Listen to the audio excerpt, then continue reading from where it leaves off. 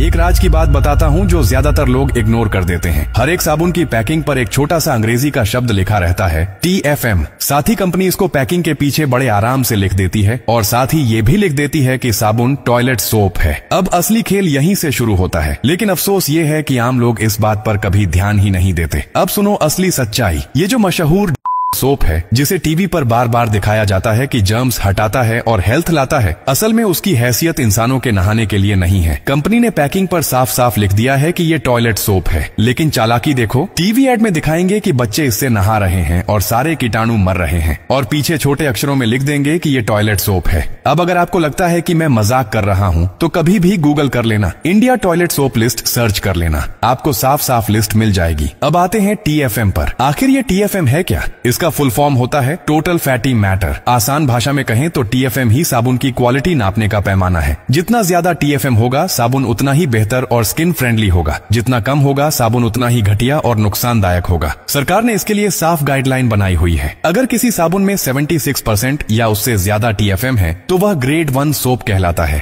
अगर उसमें 70% से 76% के बीच है तो वो ग्रेड 2 सोप कहलाएगा। अगर उसमें 60% से 70% है तो वह ग्रेड 3 सोप में आता है, और अगर 60% से कम है तो समझ लीजिए वो इंसानों के नहाने के लिए नहीं बल्कि कपड़े धोने या डॉग्स को नहलाने के काम आता है। यानी ऐसे साबुन को आप टॉयलेट सोप भी कह सकते हो। एक्सपर्ट्स का साफ कहना है कि टॉयलेट सोप असल में टॉयलेट सोप है, वरना कंपनी पैकिंग के पीछे छोटे अक्षरों में ये क्यों लिखेगी? सोचो, जिस साबुन से हम रोज नहाते हैं उसकी क्वालिटी इतनी घटिया निकले तो हमारी स्किन का क्या हाल होगा। अब एक और खेल समझो। कंपनियां अपने साबुन की क्वालिटी बताने की बजाय सिर्फ ब्रांडिंग और मार्केटिंग पर करोड़ों खर्च करती हैं। उनका पूरा ध्यान सिर्फ ये होता है कि रंग बिरंगे ऐड बनाकर ग्राहकों को कैसे बेवकूफ बनाया जाए। असली सच्चाई वो कभी बड़े अक्षरों में नहीं लिखेंगे, इसलिए TFM को हमेशा बहुत छोटे अक्षरों में छापा जाता है ताकि आम लोग ध्यान ही ना दें। और हाँ, मैंने पहले जब कंटेंट बनाया था तब उसमें लगभग सभी कंपनियों का जिक्र किया था, लेकिन बार बार नाम लेने से दिक्कत हो सकती है, इसलिए मैंने बाद में वहाँ सिर्फ एक बीप की आवाज डाल दी। आप समझ ही गए होंगे। अब सुनो एक देसी राज। ये जो साबुन हम बाहर से खरीदते हैं उसमें केमिकल्स भरे रहते हैं, लेकिन एक ऐसा फल है जिससे बिना केमिकल्स के 100% नेचुरल साबुन बनाया जा सकता है। इस फल का नाम है रीठा।